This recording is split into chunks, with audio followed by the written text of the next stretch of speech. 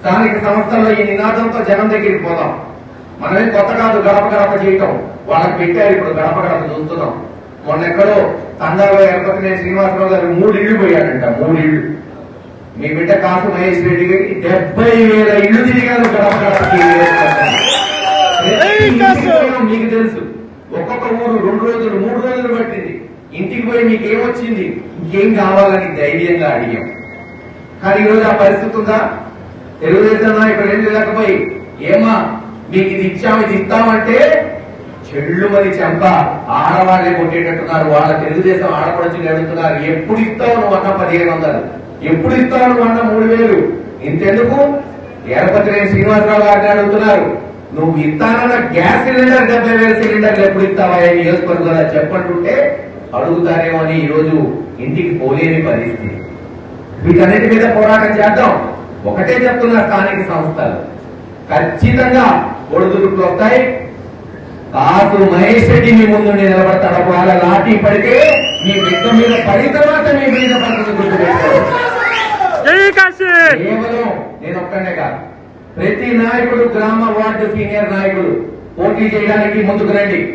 మహేష్ రెడ్డి కనపడేవాడు, మహేష్ రెడ్డితో చుట్టూ తిరిగేవాడే నాయకుడు కాదు, గల్లీలో జెండా కూర్చోబడే నాయకుడు. సాహెబ్ ఎవరైతే నిలబడతాడో గెలుపోవడంతో నాకు సంబంధం లేదు. ఈసారి ఎవరైతే కష్టకాలంలో పార్టీలో నిలబడతారో, ఎవరైతే జెండా మోస్తారో, ఎవరైతే నామినేషన్ వేసి చివరి దాకా ముందుకు పోతారో, రేపు అధికారం వచ్చిన తర్వాత అగ్ర తాళమూలలో కూడా వాళ్ళే ఉండాలనేదే మన సంకల్పం తెలియజేస్తున్నారు. ఇలా ప్రతి విషయంలో కలిసి కట్టిగా ముందుకు పోదాం. ఈరోజు జరుగుతున్న అవకతవకలు ఉన్నాయి. వాళ్ళు చేస్తున్న చెడుని ప్రజలు గమనిస్తున్నారు. ఇప్పటికే మన ఓటర్ లిస్టు ఎస్ఐఆర్ బ్రహ్మాండంగా పనిచేశారు. ఈ 4 రోజులు కూడా కాస్త జాగ్రత్తగా ఇన్ఛార్జీలు డిఎల్ఏలు గమనిస్తూ ఏ ఓట్లు పోయినాయో ఒకసారి మళ్ళీ తిరిగి వెరిఫై చేసుకోండి. దానికి ఏమన్నా నిజమైన ఓట్లు ఉన్నాయా? మొన్న తరాలపాడులో కోనంకిలో తెలుగుదేశం వాళ్ళు 100-200 ఓట్లు తీయాలంటే కలెక్టర్ దగ్గర పోయి పాంచాయత్ కోర్టు తీసినా ఊరుకోం, కోర్టుకు పోయి తీస్తామన్నాం. అందుకే ఓట్లు కూడా తీయలేకపోయారు. అయినా ఇప్పుడు జాగ్రత్తగా ఉండాలి. ప్రతి ఓటు మళ్ళీ క్షుణ్ణంగా పరిశీలించుకోండి, రివ్యూ చేసుకోండి. నిజంగా పోతుంటే మనం ఎక్కడ దొంగోటు చేర్చాలనో దొంగోటు ఉంచాలనో మన ప్రయత్నం కాదు. కానీ ఒక్క నిజమైన ఓటు కూడా పోకుండా చూసుకోవాల్సిన బాధ్యత మనందరి మీద ఉంది. ఇలా అన్ని కార్యక్రమాలు మనం చేసుకుంటూ పోదాం. బ్రహ్మాండంగా ర్యాలీ చేశాం. ఇందాక చెప్పినట్టు 6వ తేదీ గురజాల్లో నిరాహార దీక్ష ఉంటుంది.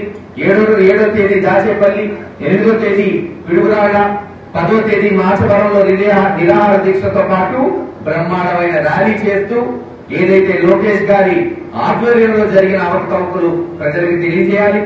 అలాగే రానున్న 6 నెలల్లో స్థానిక సంస్థల్లో ప్రతి ఇంటికి పోయి ఇవన్నీ ఎలుగెత్తుతూ మనం ముందుకు పోగలిగితే ఏముంది సోదరులారా, 2 సంవత్సరాలు అయిపోయింది. చివరి 6 నెలలు తీసేయండి. 2029 జనవరి నుంచి నోటిఫికేషన్, నామినేషన్లు, ఎలక్షన్ రావాలి అంటే ఈ ప్రభుత్వానికి 30 నెలలు 2.5 సంవత్సరాలు అయిపోయింది. ఇంకా మిగిలింది ఏంటప్ప అంటే కేవలం 2.5 సంవత్సరాలు మాత్రమే. ఇప్పటికి ఏం తెచ్చారు? ఏమీ లేదు. మనం కట్టిన మున్సిపల్ బిల్డింగ్లు రంగులు వేసుకొని ఓపెన్ చేసుకున్నారు. మనం తెచ్చిన కాలేజీ బిల్డింగ్లకి రంగులు వేసుకొని ప్రగల్భాలు పలుకుతున్నారు. అమ్ముకోవాలని చూశారు. చంద్రబాబు నాయుడు గారు మీకు అందరికీ తెలుసు, మెడికల్ కాలేజీలు అన్ని లంచాలు తీసుకొని అమ్మాలని చూశారు. చివరికి ఏమైంది? జగన్మోహన్ రెడ్డి గారు ఒకటే చెప్పాడు, ఎవరైనా కొంటే బాధ్యత తీస్తా రేపు వచ్చిన తర్వాత. కేంద్ర ప్రభుత్వాన్ని అడిగితే కేంద్ర ప్రభుత్వం కూడా విడుదల కాలేజీ మీరెట్ అమ్ముతారు, దానికి నిధులు ఆ రోజున జగన్మోహన్ రెడ్డి గారి ప్రభుత్వం 3 కాలేజీలను నిధులు ఇచ్చాము, దాంట్లో పిడుగురాడు ఒకటి అమ్మడానికి వీల్లేదంటే గతి లేక మనం ఆ రోజు సెల్ఫీలు పెట్టి ప్రవాస ఆంధ్రులు భారతీయులు కూడా దానికి మొత్తం పరిగెత్తుకుంటూ పోయి పూర్తి చేస్తామని హామీ ఇచ్చాడు ఎరపతినేని శ్రీనివాసరావు. గతి లేక ఈ రోజున ఓపెన్ చేశారు. ఆ కాలేజ్ అక్కడ వచ్చింది అంటే దానికి కారణం వైఎస్ జగన్మోహన్ రెడ్డి గారు అనేది అందరికీ తెలిసిన విషయమే. ఒప్పుకుంటా, నా చిరకాల కోరిక ఈ ప్రాంతంలో ఒక మెడికల్ కాలేజ్, హాస్పిటల్ ఉండాలి. ఎందుకు ఈ ప్రాంతంలో ఒక సరైన ఇంజనీరింగ్ కాలేజ్ లేదు, డిగ్రీ కాలేజ్ లేదు, బ్రహ్మాండంగా అన్ని వచ్చినాయనే కోరికతో ఆ రోజు జగన్మోహన్ రెడ్డి గారిని అడగటం, ఆయన శాంక్షన్ చేయటం, మంచి పరిస్థితుల్లో పల్నాడు నడిబొడ్డులో కట్టడమే కాదు వెలుగుర్తి నుంచి కూడా ఇక్కడికి సునాయాసంగా రావాలని బ్రహ్మాండంగా 400 కోట్లతో నాగార్జున సాగర్ నుంచి జాతీయ రహదారి నిర్మించాం. అలాగే ఇటు సత్తెనపల్లి నుంచి పిడుగురాల నుంచి సునాయాసంగా రావాలని 80 కోట్లతో బైపాస్ రోడ్డు పూర్తి చేశాం. ఎక్కడ వాళ్ళైనా సరే 15-20 నిమిషాల్లో ఆ కాలేజీలో వచ్చేటట్టు రానున్న కాలంలో ఎలాగైతే పల్నాడు ప్రాంతంలో నాగార్జున సాగర్ ఒక సామాజిక దేవాలయమైందో అలాగే Piduguralla YSR medical college hospital ఒక సామాజిక దేవాలయం అవుతుంది. ఖచ్చితంగా కొన్ని లక్షల మందికి చికిత్స అందిస్తుంది. కొన్ని వేల మంది డాక్టర్లుగా మన బిడ్డలు చదువుకొని బయటకు వెళ్తారు. ఏది ఏమైనా రాబోయే ఎన్నికల్లో అందరం చేయి కలిపి ముందుకు పోతాం. ఏ కార్యకర్తకు అన్యాయం జరిగినా నేను మళ్ళీ మీ అందరికీ ఎందుకు చెప్తున్నానంటే ఇంతకన్నా ఎక్కువ గొడవలు చూశాను, ఇంతకన్నా కొట్లాటలు చేశా, బాంబు దాడులు చూశా. 2000 సంవత్సరం నేను రాజకీయాల్లో వచ్చిన కొత్తలు దేశవరే గ్రామం మీద 4 గ్రామాలు పోరాటానికి పోయింది. సుమారు రూపెలగుంట్ల, చాగల్లు, చేమరవల్లి, కండ్లగుంట అనే గ్రామాలు 4000 మంది 1000 మంది మీద అటాక్ చేస్తే కత్తి పట్టుకున్నాడు, బరిస పట్టుకున్నాడు, చివరికి ఆడపడుచు కూడా గొడ్డలు పట్టుకుని వచ్చి నిలబడి పోరాటం చేసిన రోజులు. మరి ఇలా ఈ రోజు అటువంటి పరిస్థితులు లేవు. కానీ ఒక నాయకుడి పోలీస్ స్టేషన్ వేస్తే జరుగుతున్న అన్యాయం ఏంటి? ఇతర నాయకులు రావట్లేదు. మీరు రండి, 100 మంది నిలబడండి, తేల్చుకుందాం పంచాయతీ ఎందుకు తీసుకొచ్చాడో, ఎలా తీసుకొచ్చాడో. ఏ కార్యకర్త మీదైనా చెయ్యి లాంటి ఎత్తితే అన్యాయంగా హైకోర్టుకు పోయి కేసారు. అందరూ కలిసికట్టుగా పోరాడదాం. నేనేమో ఒక్కరినే చేయమనట్లా. ఆ ఒక్క యువకుడు భయపడవచ్చు, ఆ ఒక్క నాయకుడుకు భయం రావచ్చు. కానీ మనం అందరం పోవాలి కదా. మనలో ఒకరికి అన్యాయం జరిగితే మనం పోకపోతే ఎలా? ఈరోజు జరుగుతున్న గ్రామంలో పరిస్థితులు ఏముంది, ఆ నాయకుడే పడతాడు, ఆ నాయకుడే చూసుకుంటాడు. జరుగుతున్న తప్పది. ఒక నాయకుడికి అన్యాయం జరిగినప్పుడు గ్రామంలో, మండలంలో, నియోజకవర్గంలో ఉన్న నాయకులు అందరం కూడా కలిసికట్టుగా మనం నిలబడితే మరొకటి తీసుకురా, మరొకటి జోలికి రారు. గతంలో చూసాము దాచేపల్లిలో ఒక కుర్రోని తీసుకొచ్చి కొడితే ఎలా దాచేపల్లిలో వైఎస్ఆర్సీపీ నాయకులు ఉద్యమం చేపట్టారు, ఎలా గడగడలాగించారు ఆ పోలీస్ స్టేషన్ ని. దానికి ధైర్యం ఏంటో తెలుసా? ధర్మం, సత్యం. ఎప్పుడైతే మీ వైపు అన్యాయం ఉండదో, ఎప్పుడైతే మీ వైపు న్యాయం ఉంటుందో పోరాడే శక్తి ఎక్కువ ఉంటుంది. జనం వస్తారు.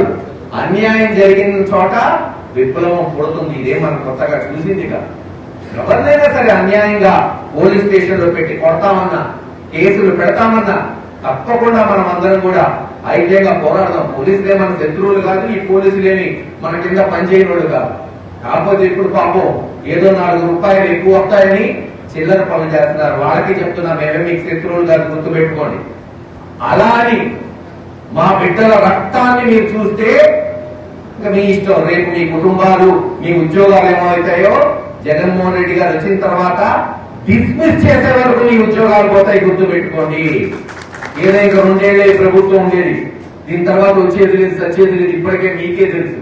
అధికారులే చెప్తున్నారు. ఎంఆర్ ఆఫీస్ పోయినా, పోలీస్ స్టేషన్ లో మాట్లాడినా సార్ చెప్తున్నారు, సార్ బండ బూతలు చెప్తున్నారు. ఏంది అసలు ఏమీ రాదు, ఏమీ జరగట్లేదంటే అర్థమైందా? మీకైనా ప్రజలకు అర్థమైంది, మీకు అర్థమవుతుంది.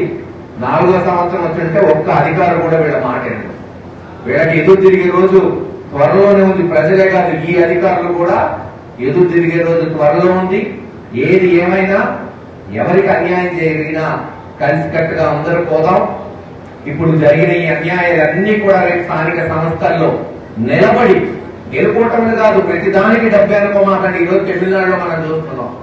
ఒక సామాన్యుడు రూపాయి ఇవ్వకుండా ప్రభుత్వంలో నిలబడిందంటే జనంలో నిస్పృహ తీసుకురావాలి, జనంలో విప్లవం తీసుకురావాలి. దానికి జగన్మోహన్ రెడ్డి గారి నాయకత్వంలో రేపు స్థానిక సంస్థలే ఒక వేదికగా తీసుకుందాం. మనమంతా ప్రయత్నం మనం చేద్దాం. మనం ఏమి చేశాం, వాళ్ళు ఏమి చేయలేకపోయారు. ప్రతి ఆడపడుచుకి గుర్తు చేయాలి. అంతేకాదు జనానికి కూడా తెలియాల్సిన విషయం ఏంటంటే ఈ స్థానిక సంస్థల్లో కనుక వాళ్ళు నిర్ణయిస్తే, ఈ స్థానిక సంస్థల్లో తెలుగుదేశం నాయకులు ఓటు కొరకు వస్తారు. ఒకటే మనం చెప్పాల్సిన ఆడపడుచులకి, అమ్మ మీకు రావాల్సిన 1500 నెలకి రావాలంటే, మీకు రావాల్సిన మీ బిడ్డలకి 3000 రావాలంటే ముందు ఆ ప్రోగ్రాం మొదలుపెట్టి ఓటు అడగమని. ఖచ్చితంగా అడుగుతారు జనం, వాళ్ళకి అన్యాయం జరుగుతుంది కాబట్టి. అది వేస్తేనే ఓటేస్తామని చెప్పండి, ఖచ్చితంగా డబ్బులు చంద్రబాబు నాయుడు గారు ఇస్తాడు, లేకపోతే దొరకడు. 4 సంవత్సరాలు 5 సంవత్సరాలు అయిపోయింది, ఓడిపోతాడు. పోయినసారిలాగా ఎలా జరిగిందో ఇంకా తూర్చు అంటాడు. కనుక జనానికి మనం తెలియజేస్తే తప్పకుండా సత్ఫలితాలు వస్తాయి. ఏది ఏమైనా రేపు 6వ తేదీ గురజాలలో, 7వ తేదీ దాచేపల్లిలో, 8వ తేదీ పిడుగురాళ్లలో, 10వ తేదీ మాచవరం మండల హెడ్ క్వార్టర్ లో రిలే నిరాహార దీక్షలు, అలాగే 10వ తేదీ మరి జగన్మోహన్ రెడ్డి గారి ఆదేశాల మేరకు మాచవరంలో ర్యాలీ ఉంటుంది. గతంలాగే మీరందరూ హెచ్చుగా పాల్గొని వైఎస్ఆర్సీపీ పార్టీ ఐక్యంగా ఉంది. మీరు బెదిరించే బెదిరింపులకి, మీ పోలీసులు పెట్టే ఆగడాలకి మా వైఎస్ఆర్ పార్టీలో చంటోడు కూడా భయపడ్డనేటట్టు మరోసారి ముందుకు పోదామని తెలియజేసుకుంటూ ఈ అవకాశం ఇచ్చిన మీ అందరికీ పేరు పేరున ధన్యవాదాలు తెలియజేసుకుంటూ సెలవు తీసుకుంటున్నాను.